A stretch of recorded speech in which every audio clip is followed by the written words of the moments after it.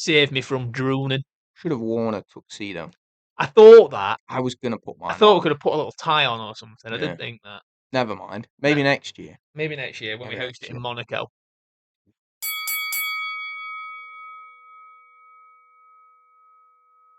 Hello, everybody, and welcome to the final video of 2025. It will be. Are we releasing it in 2025? Yeah. Then the final video of 2025. And the final recording of 2025. Should we take a moment to thank everyone for their support this year? Yes, we will. Thank you, everyone, for your support this year. Okay, now moving on. No, look, I think we've done a couple of posts, so we'll be releasing this either New Year's Eve, probably, maybe the 30th. Christmas has already been and gone, but genuinely a big thank you. We set ourselves some ambitious targets when we started, which have been exceeded. We may very well finally hit that 5K mark on TikTok before the end of the year, which I am really, really buzzing for. I think we might. I'm gonna buy a bottle of champagne, I think, and just like Nice. go full Grand Prix style, shirt off. I think Bahamas. if we achieve some more landmarks, we'll have a little drinking session on one of these videos just to really spice it up. Okay, I'm okay with that. But genuinely, without each and every one of you commenting, liking, sharing, reposting, messaging, all of it really does help, especially as well, from a small channel point of view. I don't know about you, but like on them days where you go, I've done 9 posts, and then you get one comment that'll go, guys, really appreciate this or like this or Yeah. whatever. Or sometimes you get a horrible one where someone calls you out for being shit, and you go, yeah, I like them as well. this is good.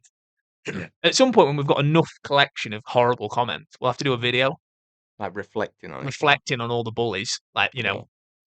Roy saying that you had to carry me because I'm a fat pig or something. And then we can be real keyboard warriors and just like. I don't get involved too No. much. I try and behave myself. But big thank you to everyone.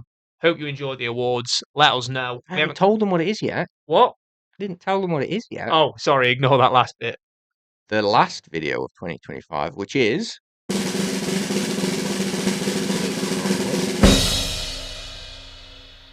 Boxing365's 2025 Awards. Yes, Oh, we have got a yes. variety of trophies. They are symbolic trophies, also known as imaginary. Yeah, metaphorical trophies. Metaphorical trophies, yes. Correct. But we're going to look over some different categories for the whole year. Yes. A little bit like some of the things we do, like in the rewind as well. And we're going to look over those for the whole year.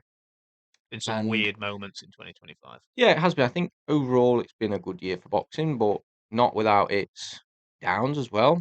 I think, of course, it's always worth mentioning that throughout the year, unfortunately, as is the case in life, we have lost some fighters, some people within the boxing community as well.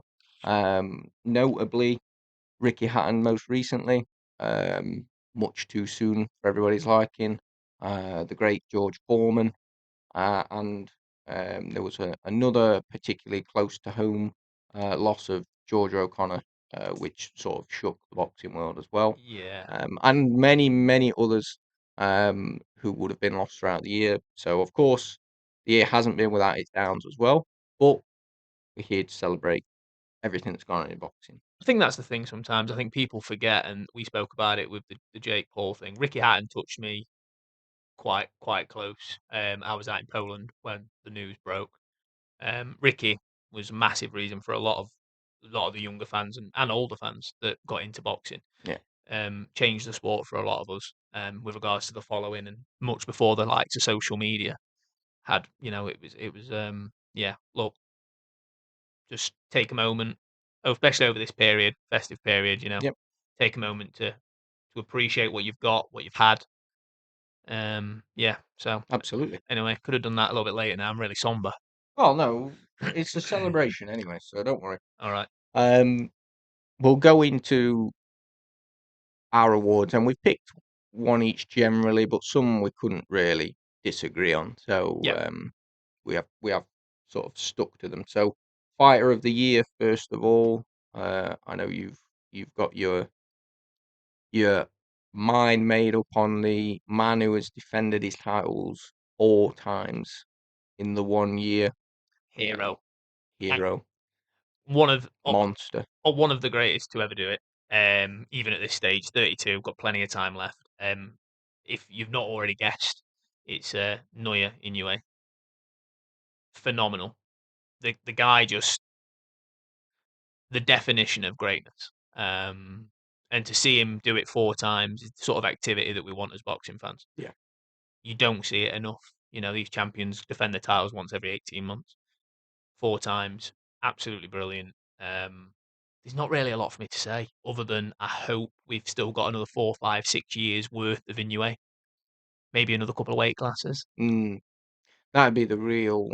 That'd be a cherry on top again, wouldn't it? Of if you can go and nick some titles further up the weight classes, then that'd be really, really special. But even to just continue Yeah, defending the way he is would be amazing. But I think what we will need as well, I'm not saying that he's not for high caliber opponents anyway, but you do need, I think you will need him to clash with that superstar somewhere else yeah, or that, yeah. really top talent somewhere else where you go, why, yeah, no, he really is that good. I think you see that for fighters. I think he's gonna, if he adds somebody to the resume who's gone like and been dominant in another division as Yeah. well, and I think that will be, I thought that it would be with Nakatani's fight, I thought it would be Nakatani will come up to the weight and he will be That superstar. the man that Inoue beats, and he goes, no, he really is that good. Yeah, But Nakatani had a bit of a tough time he in did. his fight, just gone. So I think Nakatani needs another one. yeah, I think he does, and I don't think it necessarily takes away from that. But we sort of said we thought he would be fine at that weight because he's a bit of a bigger man. But maybe it said more about his opponent. But yeah, I think there's time for Inoue to do more. I think he's never hinted at his um, that he's going anywhere. So there's the opportunity that it will come up. And I can't say I particularly disagree. The only other person that I thought could potentially um, earn the spot in the year was Terence Crawford, especially with the fact that his pro career has come to a close. I thought perhaps that would be the other name that could potentially be up there. He went and uh, beat Canelo He did. for all the belts, and I thought, yeah, that's special, and he really is one of the top fighters ever. And I think that was my argument, but I can't really disagree that if we're looking at this year and looking at what's been achieved this year, it's got to be in a way, really. I I think think so. with what he's done, I think it's got to be him. And I think going into 2026, if he continues with the level of activity and if he does pick up more and more good names, then could be having this same conversation next year, which Most would be amazing. most probably. Mm. But yeah. So for me, I think both very good shouts. Credit to Crawford, obviously goes without saying, but for me, I think in your way, he's proven his status amongst gods in Mm. this sport. Yeah, Really does show the level. yeah. Um, so Your trophy's to in the be clear, post. Fire of the Year for us is going to be Nair Inoue. I think so.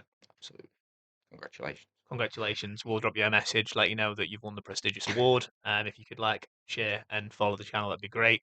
I'd probably call it a day at that, I think. Yeah, I think Let our some cool Japanese names. audience would really soar then.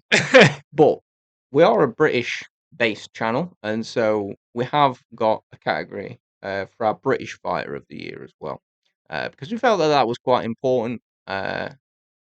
We follow the British boxing pretty closely, Yeah, yeah. so we felt that that was a category that was deserving. And so, British Fighter of the Year, I'll sort of take the first step with this one.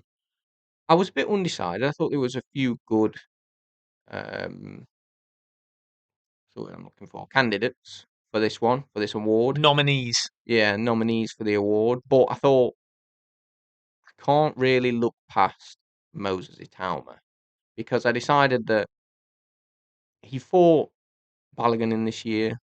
He fought White in this year, and I think as a young heavyweight, there's a lot of expectation on him. There's a lot of hype built around him. Yeah, there is. Yeah. We weren't 100% sure that the Dillian White fight was going to go the way. Well, we wasn't sure it was going to go Moses Tama's way. Yeah. 100% sure because of Dillian's pedigree, what Yeah. he's done, Yeah. who he's Absolutely. fought. But that was quite quickly snuffed out, very quickly snuffed out. And I think it sort of showed that even a Dillian White, who it looked like based on that fight, he's on his way out. Not nobody, not many people would beat him like that. No. So I think for me, the hype is real. The opportunities for him going to 2026 are real. Massive. So I picked Moses Tama because I'm sort of looking forward to what he'll do next year as well. I Yes. know you went different. I did go different. Same weight class. And I'll be honest, I think for me, so this is actually his second Boxing 365 award. Mm, He won Fighter of the Month back in October. yeah. So for anyone, any eagle-eyed watchers will know that I'm talking about Mr. Fabio Wardley. So I think for me, it's a bit of everything. He's the embodiment of British boxing for me. He came he came through the white collar scene, had no background in boxing other than a few scraps. Um, Trained, dedicated his life to the sport, worked his absolute bollocks off. And Dave Allen said that he predicted, I think, his last 8 fights that it was going to be one step too far for Fabio. Mm, And he now sits as the WBO heavyweight champion of the world after a great 25 in what was he was being absolutely picked apart by Justice Hooney. And sometimes you learn the most about fighters when they're down. And he was very, very much down and out in that fight. He had no way of winning it other than pulling a shot from the gods. And Jesus Christ, did he? I yeah. mean, absolutely phenomenal. And then went against Joe Parker, and we said the same that realistically, this is probably going to be now that step where it's, do you know what? You've done amazing to get to where you are. Yeah. But I think there are some fighters where you go, yeah, you sort of got through skinny teeth last time, and yeah, now you're fighting somebody who's better than your last opponent by some way. You're just not going to keep getting away yeah, skinnier teeth, but he did. he did. Maybe skinnier teeth was a bit harsh on him actually in the Joseph Park fight. I wouldn't say it was necessarily skin of his teeth It in was that competitive. But no, case. I think you're probably right But the because Justice Hooney fight, it was nothing, nothing, tooth and nail that nothing, one. It. knocked him out. Yeah. And so that one, you sort of thought, yeah, if he comes across somebody better than that, it should be done really. But well, that's the way boxing is, isn't it? Yeah. Especially heavyweight boxing. And that for me, from a British point of view, we we can't deny what he's achieved. Yeah, And credit to him. yeah, I'll make sure when we send him his award out, obviously his the joint first place between the two. We'll make sure to box it up with his other award that I've still not sent yet yeah, because I'm waiting for his address. yeah. That's Still the waiting reason. for his address. That's the reason. Got you, got you. Congratulations to both men. I think the next part we'll probably talk about is prospect of the year, which is actually going to cover off. This isn't British prospect of the year, to be clear. It is No, just prospect. But correct. again, as more as British fight fans, people that follow the British scene a bit more closely, we do have two British fighters. Damn. I'll go first.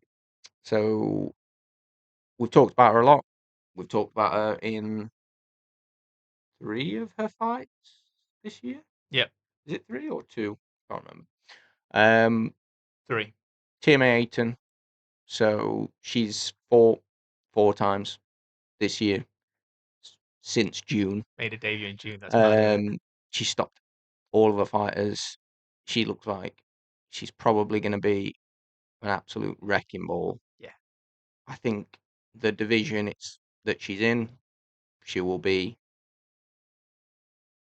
the queen of in no time. 2026. I think if depending on what she wants and what her ambitions are, she may have specific fighters she wants to fight, or she may be thinking, I have an opportunity to be one of the best ever, so I'm going to fight in this division and beat everyone here, and then I'm going to fight in the next division and beat everyone there, and keep picking up the belts. And I think, oh God, I hope that is what she does, Yeah. and I think she can do it. I don't want to. I know we've talked about her a lot. I don't necessarily want to sort of rehash what we've already said. Yeah. But very, very, very exciting. And next year, we've said it before, women's boxing moves fast. She should be fighting for a world title. So I don't want to downplay my choice because my choice in its own right is a good choice. Yeah. But what I want to say is the reason I gave my choice is because I wanted to give an honourable mention. The out and out prospect of the year for me in boxing, male, female, under 25, however you want to judge prospect, is TMA. I think she's the most exciting thing I've seen in boxing all year. Absolute phenomenal. And next year will be a massive year. I think it'll be a breakout year. I think she'll win a world title in the first 6 months. Wouldn't surprise me if her next fight's for a world title. Really wouldn't. But my decision was Pat Brown. So another British fighter. It's not. There's no bias. There are lots of other names. We did an American prospect video. Got a lot of prospects around the world. But for me, when you look at again, so made his debut back in March. He's fought 5 times this year. Not against Samarkand. His last fight, which was Felix Varela, Varela, I think it's pronounced Valera, might be Valera, but either way, former WBA interim world champion in his 5th fight. Tough man. Went the distance with Dimitri Bivol. Pat Brown stopped him in 2 rounds. Yeah. And bear in mind, I think he probably could have stopped him in first. It was this guy is mad. Fought Lewis Oakford. People went, ooh, that's a big step. Fought Lewis Oakford on 2 weeks' notice. Madness. Yeah. Went in there, demolished him in a round. Pat Brown is scary, scary good. Would be a brilliant choice if it wasn't for the fact that I think TMA Ayton will be a multi-weight great in the sport in general. Yeah. I think she'll make people like your Clarissa Shields irrelevant in the sport. I think she'll show where. I think she's going to be the real sign for how far female boxing's come. The development that's behind, the grassroots and everything that's behind the scenes. We've seen it a little bit, with the likes of even Fran Hennessy, Ellie Scottney, them sort of fighters coming through. We're seeing that level now. And I think she's going to be that next of, wow, that they're really in and around that elite level. Yeah. I think you're right. But yeah, so there's plenty of prospects to talk about, as you said, not just British prospects around the world. But it just jumped up and slapped me in the face straight away when we saw it, and I just think that's when you know that that's probably the right choice. Yeah, 100%, 100%. So just for clarity, guys, our decision is TMA Ayton. But a big shout out to all the young fighters in and around Britain. Yeah, and around the world. No, around Britain is like there's Britain, and then everything else goes on. Everything else just exists around the centre of the universe that is Britain. where we live. Yeah. That also, for clarity, I don't want to leave anyone out. That will also, we can include the likes of Jersey. We can have Gibraltar if we fancy it, because we'll have whatever we want. Brilliant. Anyway, let's not get political. So, Ringwalk of the year then. Oh, there was some good ones, We actually don't have the same one. We don't. But I think that's okay. It's okay, because I'll be honest, this one, there's a couple. So you look at fighters, and you've got Stevie Levy and Gradus Krause, who obviously do their ring walks with the children. There's a couple that do that now. I loved your nomination. I think it was a beautiful, beautiful part of boxing for me. But before I thought even that was an option, I went for the Chris Eubank ring walk in the second fight, obviously. Just 50 Cent. Yeah. Just mad. It was like, what? It was just all part of the event and the circus show that was. And look, the fight itself wasn't brilliant. No. But from as far as a ring walk goes, it was, it was cool. Yeah. It was cool. I enjoyed it. It was a bit different. And I thought, you know what, especially for the people that would have been there, absolutely, absolutely brilliant. Yeah, Class. not many people could pull that off, I don't think. No. And I think it was unique. Um, He just yeah, needed Neymar, didn't he? it was incredible, And maybe a really. poker table or something. Yeah. Um, yeah, that was pretty special. To be fair, mine's probably a bit. It's on a smaller scale, no doubt. And again, probably influenced by being there and enjoying the atmosphere. But I just don't know as I've ever been somewhere that felt like that. No. Felt electric. Yeah. Felt like everything was moving. Yeah. Um, and that was for me when Dave Allen fought Makhmedov. The the build up to the event, the whole event was incredible Yeah. anyway. But his ring walk as he was making his way to the stage, um, Frank Sinatra playing, everybody singing, everybody on the feet. The noise when he actually got on stage was like Yeah. nothing I've ever heard, and I just thought it was amazing. Um, Everybody in there could tell it was special. Fight didn't go the way he wanted, but for the ring walk, for me, the atmosphere of the whole thing, not just the ring walk, the atmosphere, uh, it was amazing. The best I think I've ever felt. But like you said, I've enjoyed lots of ring walks throughout the year. I think Yeah. Fran Hennessy does Yeah. plenty with her ring walks. Grace Krause's ring walks, obviously brilliant. Um, yeah, it's interesting. It's a bit exciting, a bit of fun before I they go to war. So, I think your shout personally takes the award, and the only reason I say that is it had everything that you want as a boxing fan. mm, You know, you had the Cinderella story that ended unfortunately without Cinderella getting a mm, Prince Charming. couldn't get his feet in them glass slippers. No real surprise. But then you had Dave at the end, the humility, the human element Yeah, of I just weren't good enough and that's okay. yeah, The support, Dave admitting after the fight and after the event that he'd literally had a panic attack as he was getting on the ring to go, can't breathe, this isn't good. To mm, knowing that everything that came around that for me is what's special about this sport. And for that reason alone, I've got no arguments at all with Dave Allen yeah. being the hopefully grateful recipient He will be. of the Boxing 365 Ringwalk of the Year. Yeah. Um, Brilliant. The next one was Breakout Star of the Year. That's a tough one, isn't it? Well, Well, I say it's a tough one. There's a lot, but I think there's definitely one. I haven't disagreed with you on this one. I think I'll accept this as being our winner, to be honest with you. I think again, I think there's plenty of options. I think there's candidates throughout. I think it could be very easy to say your breakout star is my prospect of the year. I Yeah. think it'd be very easy to name a few. But I think the one you've chosen, he has announced himself well to the world scene.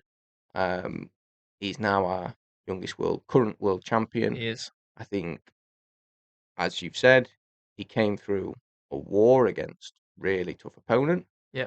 and for all of those reasons, and for a potentially exciting 2026, he is probably the deserving winner of the Breakout Star Award. Yeah, I mean, it's to let everyone know who we've chosen at this point, to avoid any confusion. It is Abdullah Mason. Yep. So there was two choices we got it down to. One was Abdullah Mason. The other was Gabriela Fundora. Fundora.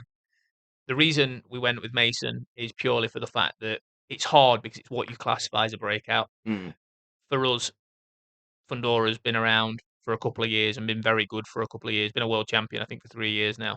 So for us, it wasn't a breakout. So I guess it depends on your perception. yep. But I think the doubts, the stigma that came with Mason, the knockdowns in his previous fight, Yep. was he a bit chinny for to be at the elite level of the sport? And he proved everybody wrong, proved all the doubters wrong, showed skill, showed grit, showed heart, hurt Noakes on a couple of occasions. Yeah, absolutely brilliant, and announced himself as a potentially future king in and around them lower weight classes. Yeah. Absolutely phenomenal, Yeah. superb talent, He looked and terrific. rightfully the WBO lightweight world champion. Exactly. Exactly. Um, Now the next awards are for fights throughout the year, where we look at the fights of the year, the rounds of the year, knockouts, events. Um, and your fight of the year stays exactly there with Sorry. Abdullah Mason and Sam Noakes for the reasons you've covered, I suppose, already. Yeah, it had everything. Great. Basically exactly what I've just said. But you had two fighters who I think will both go on to do great things. I think Mason obviously got the jump on Sam of this occasion, but I think Noakes is good enough and proved he's tough enough that he'll go on and win a world title. Um, you had you had outside, inside fighting. Footwork from Mason at times was brilliant. Sam gave everything up until the final bell.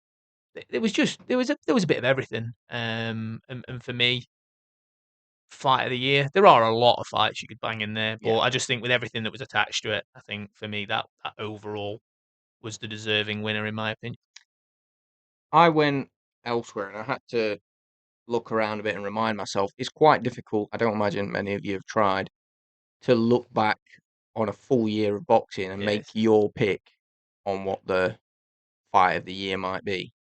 And it but was tough. but they should do it right now Not and right now. after the Watch the video. video. Yeah, Um, it is tough, and I ended up with one that I loved watching, which was Callum Smith and Joshua Buatsi, because it was just non-stop action. It was he's hurt, he's hurt. It was all 12 rounds. It was just 12 rounds, 10 rounds. It was 12. it was Yeah, brilliant. WBO interim title, wasn't it? Yeah, and it was just exceptional. I felt, and I think, especially as again fan of probably Callum Smith there and Smith brothers in general, it was good to see Callum Smith show that he's still there, he's still got it. And I just thought the fight was an absolute war. So easy to watch, not just for. I think that's probably how you can tell. Mm, That's probably one of the ways to tell what the fight of the year is. If anybody can watch it and it's brilliant, then it's probably an excellent fight to watch. Yeah, Um, probably. Yeah, and again, where we talk about, you know, bang for your buck, value for money, it went the whole way yeah, it did. Yeah. and it didn't disappoint. So you could say we've obviously got an award for knockout of the year as well. You could choose a fight that ended early with a devastating knockout, but I think to see a full slugfest, that was my fight of the year.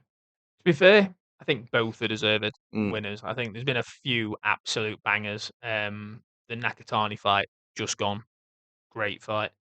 But I think Callum Smith Boatse, really, really good level. Both world sort of world level operators mm, give everything yeah, and just got to a point where skill was out the window and it was purely just great. grit, Yeah, determination, and a fucking big set of balls. yeah, absolutely.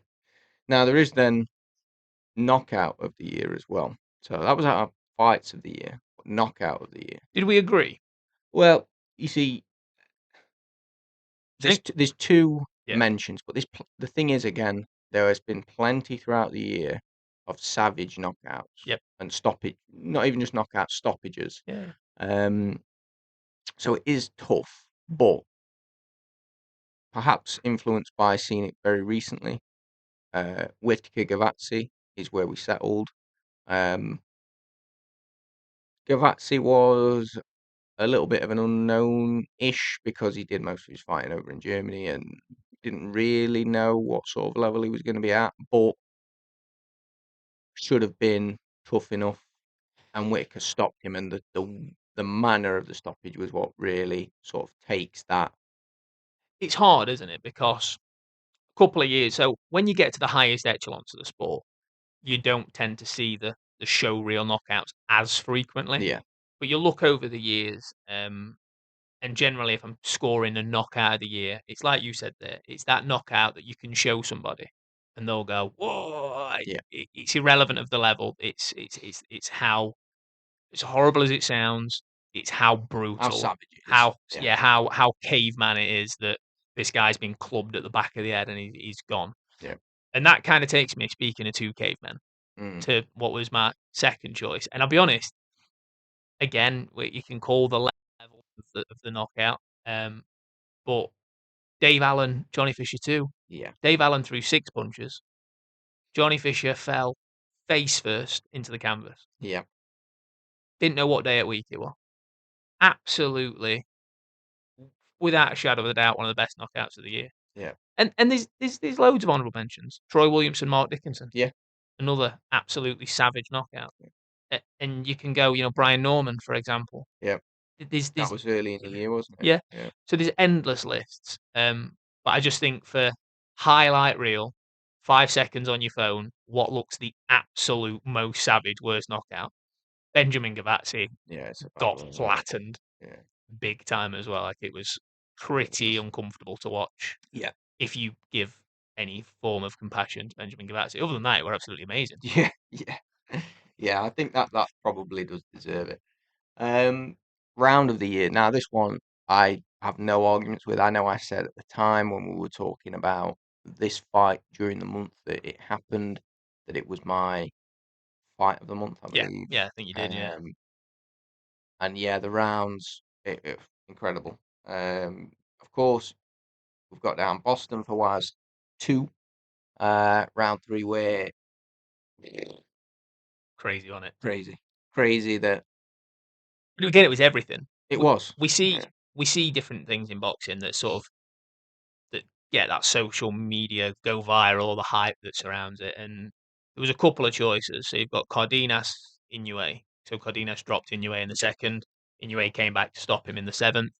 Round 2, massive part. It was a massive, massive round of boxing. And again, the lists go on and on and on. But for me, just everything. Boston went into that third looking good, won the first 2 in our opinion, looking really sharp. Fawaz comes out, hurts him early. He's like, right, okay. Boston's legs seem to be back. yeah, Everything's okay. 40, 50 seconds to go. Long time left in the round. Junaid Bostan was all over the place. His legs were inverted. yeah, It was hanging on for dear life. God knows how there wasn't a knockdown scored. The referee, think, turned away for a period and went, yeah, "I'm not getting involved with that." yeah, And then the bit that really cemented it, and I went back and watched it, is they're over in the neutral corner, and Boston is like, right, the bell's gone. Corner, and it's like we've all been there. You're drunk and you're looking over there, but your yeah, body's just taking you. And obviously Grant Smith had to come into the ring and be like, right, you over yeah. here, sit Everybody down. wants to, yeah, And just a bit of everything was just one of those where you go, do you know what? Love this sport. And even now, like, it just brings such a grin to my face. And it's horrible because Boston was absolutely out on his feet. But think you could have picked a couple of rounds out of that fight yeah, because it was throughout as well. It did feel quite back and forth. It felt like there were times where Fawaz looked hurt. Well, Boston looked like he was on the up. And I won't get into the result too much, but yeah, I think that round particularly, I've ne- I know I haven't seen anything like it. I don't know how he survived the round, but he did, and he came back, and we saw it was. all rounds again. If there was an award, if we had an award for fight of the year, for the fight that had the most possible nominees for fight round of the year, Yeah, then that'd win it yeah, hands down. But yeah, because there was plenty throughout it one of the that best could have been fights of the year. absolute. Could have given it fight of the year. It could have been, but I think the thing is with that, you talked a little bit about the level, not to insult anybody, but when you talk about Abdullah Mason and Sam Noakes fighting for a world title, you talk about the level of Callum Smith and Boatsi and the way those fights went on. I think those are I think deserving yeah, winners. I completely But agree. I agree. I think now we are steering off course a little bit, but we've just seen Bowen and Cowling Yeah, in an absolute war for love that fight. for a regional title, Central area, central Midlands. area title. Yeah, So it's that could be up there. yeah. But again, respect to the levels and Go if and there is a watch top, round 3. yeah, We'll link the round somewhere in the video. you can do that. We'll put it in the comments. I'll find the comments. Um, Event of the year is the sort of final one to do with the fighters themselves. Um, I went for Eubank Ben, and I've literally written down take your pick Yeah, because although the second event, the main event wasn't all that competitive, didn't feel all that as exciting as it did the last time round. The event itself was still huge. 50 massive. Cent, Senior was there again for the first time Yeah, with the noise and the atmosphere from when the camera showed Senior getting out of the car. Again, it was huge and pretty good. Although this time around we didn't feel that the card was stacked enough, there was still good fights on there that were a good watch as well. Not to say necessarily that there was enough or that there were top level of fights, but to actually watch them, they were they watchable, were weren't very they? good to watch. Yeah, they were Um, very watchable. so I think for the everybody to watch and for the most watchable events of the year and probably what were some of the most watched events of the year because of the story behind it. Um, Eubank Ben, and as I say, take your pick. For me, the first one, but I can appreciate that the second one was just as entertaining, really. Yeah, I think it was always going to be hard to live up to that first one, and we spoke about it of that you've played the narrative as much as you can realistically. How much narrative's left? The first one, for me, one of the best events I've ever watched as an event overall. Mine just a boxing event. It was absolutely magical at times. I didn't go with it, and the only reason being is I loved the first fight, loved the history, and I thought they did a great job. I think the card was beautiful. I think they did the grand arrivals really well. I think everything they put together that whole fight week was brilliant, and that for me was the last crescendo, which was Beterbiev Bivol 2, which ended up being one of the best fights of the year. An amazing event. I think it was a real sign that Riyadh had finally got the balance right. There'd been a couple of times where we'd watched Riyadh shows, and there was one too many 12 rounders. Mm, There was one too many big names. Plus, it's all fine and well having these mega cards, but I love the lower down the card. I love the 7 o'clock, 8 o'clock fights, mm, and boxing fans do. We want that. You want them characters. You want the storylines. You want the zero to hero type moments. And I think for me that was the turning point where Riyadh had gone, okay, we've got this. And for me it was just a perfect event, start to finish. Absolutely loved it. But I'll be honest, you'd be if you said to me, gun to my head now, and you said, "Go on, you've got to pick one." For me, you've sold me the event with the Eubank. I think Eubank then overall the whole yeah, spectacle, I think special. yeah, definitely it was. But like you say, there's been plenty going on throughout the year where you could say that those were exceptional events, and I think we've been quite spoiled with boxing this year to some extent. I think there's still things that we've missed. There's still fights that we wish would happen that haven't happened, but I don't think that will ever go away. Um, but yeah, hopefully in 2026 we see some more big shows. We will. So there's a couple of final awards before we talk a little bit about 2026, but we'll try to get through those bits nice and quick. This bit's pretty quick, I think. So we have talked about promoter of the year. We are going to argue on this, which is weird. No, not argue so much. I can't necessarily say I disagree with your choice. So for me, I think that it's got to be Eddie Hearn, Matchroom. I think the number of shows they put on, quality of shows they put on, not just quality of the production, but the quality of the fighters and everything, and the way they stack the cards with fights you want to watch is exceptional. I think it's the best in the business. For Yeah. me personally, that's my opinion. Um, I felt like that was a bit of an easy answer. I did want to quickly mention before I know you're going to talk about the main rival to Matchroom in the UK. I did want to mention GBM Our mate Izzy. and Izzy and the steps that they've taken this year, the big moves they've made. I think I'm still riding off the hype of the return of the tournament boxing. Um, I thought the heist was brilliant. I think if they do put on more shows like that across more weight divisions, finding exciting talents Mm. throughout, they that will capture people's viewership throughout next year. If we can put a couple 100%, more yeah. of those on, Mm. I think that really will capture people's attention. So I think it's worth mentioning them and doing something a bit different, or bringing sort of reviving something that's not been done for a little while.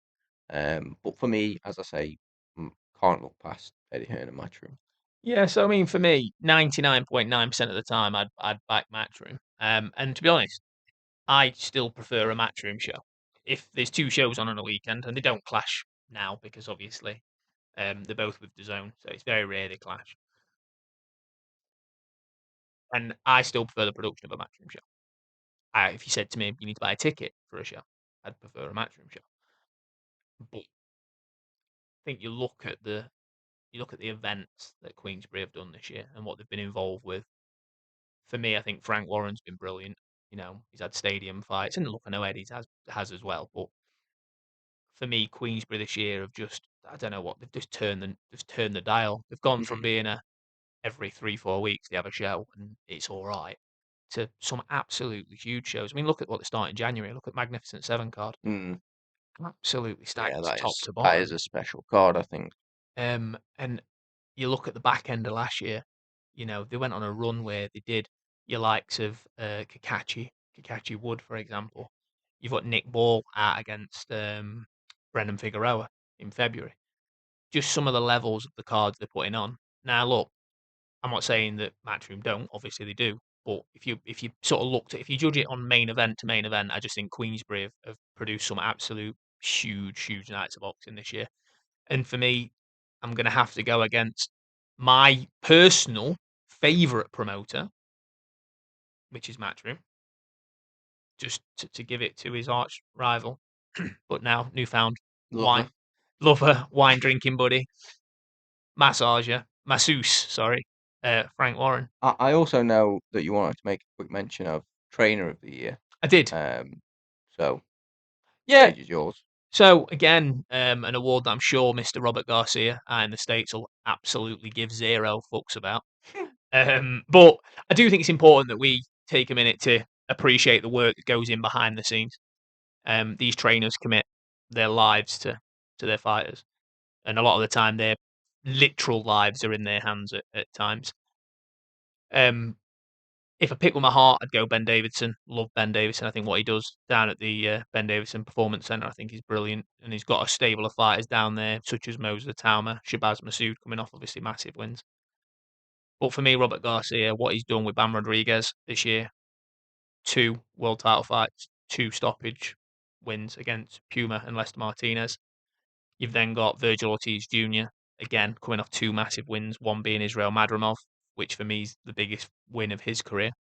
And then obviously Erickson Lubin. You've got Oscar Duarte down there, who's on a really good run again. You've got Jose Valenzuela, who beat Isaac Cruz for the WBC world title last year. Did lose it this year, unfortunately, but no shame in that. We lose, we win. It's part and package of sport. Plus an absolute host of other superb talents. IBF super lightweight world champion Raymond Murataya, I believe, is in that stable. Yep. So for me, you just look at longevity, what he does as a former world champion himself, Mr. Robert Garcia. I just wanted to give a bit of a shout out and an award to you. We won't be shipping any trophies to America, unfortunately, due to the cost of logistics and the lack of trophies. Mm, yeah. Yeah. But Won't be doing that. shout out to a lot of the trainers. We've got some personal favourites, which I'm not going to highlight because we're not a biased channel, but they do a hell of a lot of work in the background, and I Yeah. think credit needs to be given. I think 2026 is looking like an exciting year. So, quick mention of the look ahead. Obviously, um, there's a lot of exciting fights to come up. There's a lot of exciting fights already made Hmm. or ordered. Um, we've got so many special talents. Again, as a British channel, we're talking quite a lot about our British talents.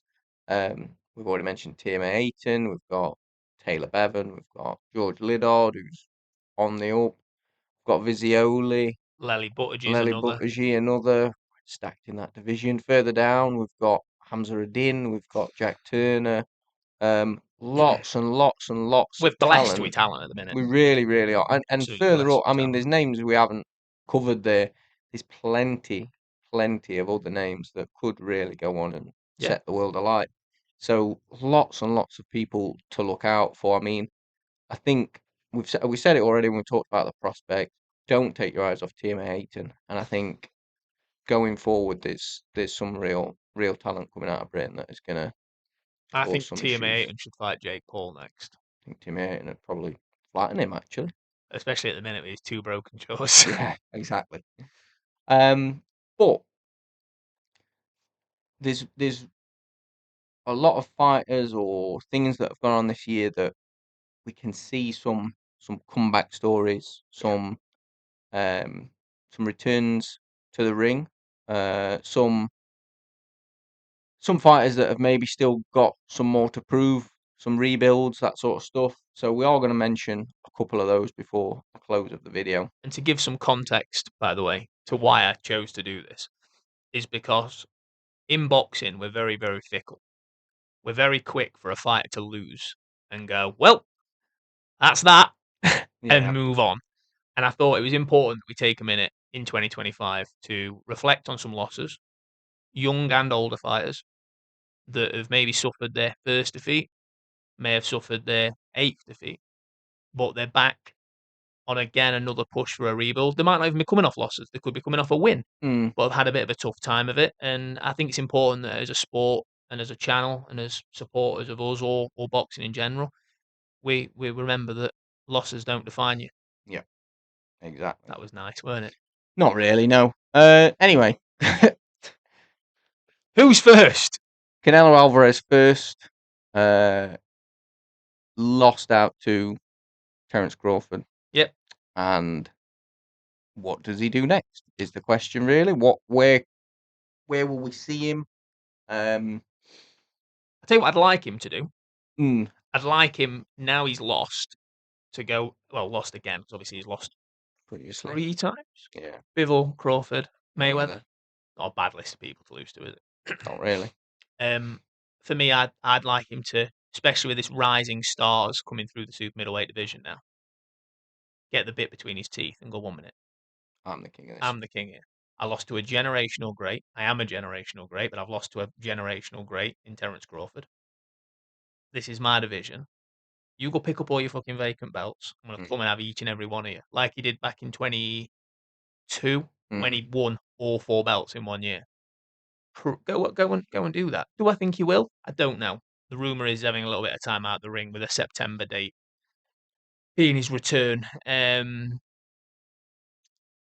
That's what I'd like to see. Whether we see that, not sure. But hopefully the return of Canelo Alvarez in 26 because he's still a huge part of yeah, the sport. yeah. Another one is we've talked about it already on our wish list, but we'll make mention of it again quickly, which is AJ and Fury. Um, Fury supposedly retired, but he's starting to slag Anthony Joshua off. On his school Anthony, run.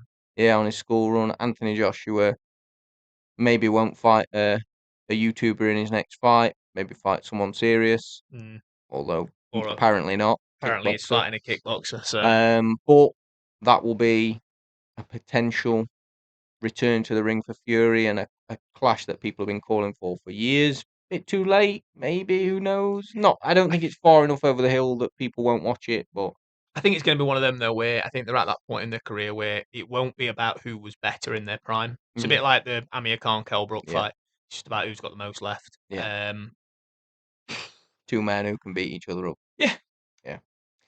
Um, I mentioned here of Manny Pacquiao as well, who continues to. still decides that he's not had enough, um, and could potentially find himself um, challenging for a world title. Rolly Romero still being rumoured for March, Yeah, and also potentially Lewis Crocker at Windsor Park. Which I'll be honest, look, I'm all for fighters calling it a day, but I absolutely adore Manny Pacquiao, and if I get to see him walk to the ring one more time and have one more go at it, and do you know if he wins another world title, I'll be the happiest Manny Pacquiao supporter on the planet. So yeah, look, I do want you to retire, but just Go on, one more roll. Yeah. One more roll of the dice, eh? What's life without a bit of gambling? We've also got such as Akhmadaliev, who lost out to Inoue, and interesting to see what he might choose to do next. Where he'll go, whether he'll try for an Inoue rematch or maybe test himself against someone like Picasso. Yeah. You never know, depending on how Inoue's year goes. He might wait for Nakatani and then push on into other weight divisions. So there's an opportunity for Akhmadaliev to stick around there and Pick up a few pick titles. up a few Yeah. titles as well.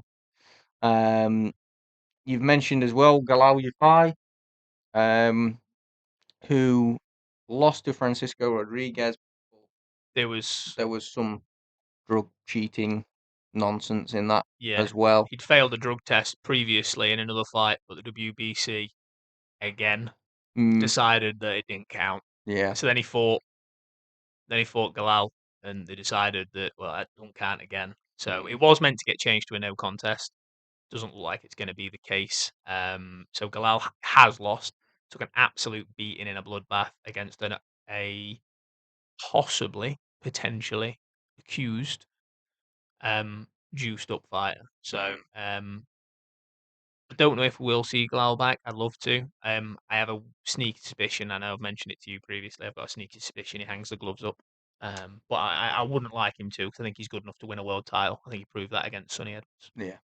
And then there are a few fighters, obviously a few British fighters who we've looked at, we've talked about, who've had losses very recently even, who are going to be looking at what they can do next.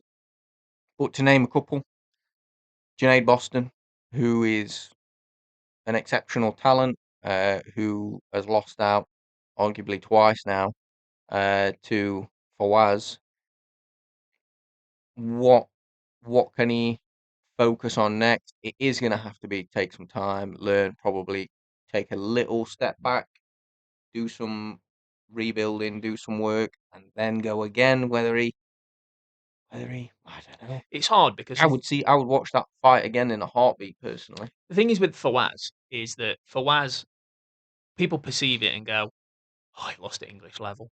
Fawaz isn't an English level fighter. No, Well, he is obviously, but he he's. looked above that. I mean, he's fighting Ishmael Davis for the British title next in February, and I'll be honest, that's a bang 50-50 fight against two very very very good operators. Um, Personally, I'd like to see Junaid have a competitive run out, a semi-competitive run out in Feb. He's on the Leewood Warrington undercard, and then look to get back into that contention for whether that be English titles, get an area strap under his belt.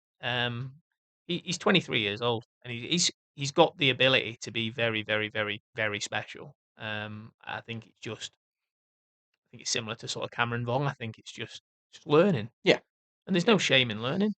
yeah, exactly. And the final one we've written down. He's still learning, still learning. Dave is not still learning, I think he is. but he is definitely not out of it. Um, and what could happen for Dave Allen in the new year? Obviously, he's already saying that he's going to be out in Feb. But whether there's any more opportunities out there for him, the thing is, he's built up enough um, momentum and built up enough of a fan base and a following that big money will be there for him. 100%. And that I think that now should be his focus. I think he can still give people a hard night's work, but get in there, fight some good fighters, try to, British title, and then make yourself some money, and that'll be that for Dave. There's been a couple of names rumoured. He wants 4 fights next year. And just before we sort of wrap up the inaugural Boxing 365 Awards, I would like to see Dave go on a bit of a run of someone like a Thomas Salek. I'd like him to beat TKV. He might not beat TKV, but I think he does. I'd like him to win the British title. Um, there's then rumours about him fighting a Hughie Fury at Doncaster, which I don't know how much volume or how much substance is in that, but I actually really like that fight. Mm. Doncaster Dome. Hughie Fury versus Dave Allen for the British title. Just a mad, mad fight. um, and then if he can get a few more wins under his belt and go on a little good runner, sort of 2 or 3 fights, we'll back up towards the end of next year. one final big role, maybe a Moses Atama, something crazy, just something, I don't know, Something mad. something mad. Yeah. Maybe a Derek Chisora 50th fight, I don't know. Just something crazy. Big cash out, £1 million payday, call it a day, hang the gloves up, focus on your young lads that you're training, your kids, your wife, Yeah. learn to drive, Learn to drive. Carry on YouTube. Oh. with your YouTube and with your work on the Oh, behind the mic with Matchroom and DAZN and yeah. I'm not saying Dave Allen needs to retire. I'm No, just saying no. I'd like him to have a really big 2026 and then earn a load of money. And I enjoy listening to him. I enjoy his input, so he shouldn't go anywhere. I like Dave. He Love shouldn't Dave. go anywhere. That is the final bit I've got to say. I don't think there's anything else I need to add now. Absolutely not. That is the conclusion of the awards. As I said, it's been an up and down year, but 2025 is now Done. potentially a day away from being done when this video releases. Day-ish. We hope that you've had a good 2025. We hope that 2026 is everything that you hope it's going to be. Not for me. Except for Tom. I hope his is crap. And we will see you all in the new year. Let us know whether there's anything else you want us to cover, and we will certainly try to do that. Guys, Merry New Year and a lovely New Year. Perfect. Eloquent from Tom as always. See you all later. Thanks, guys.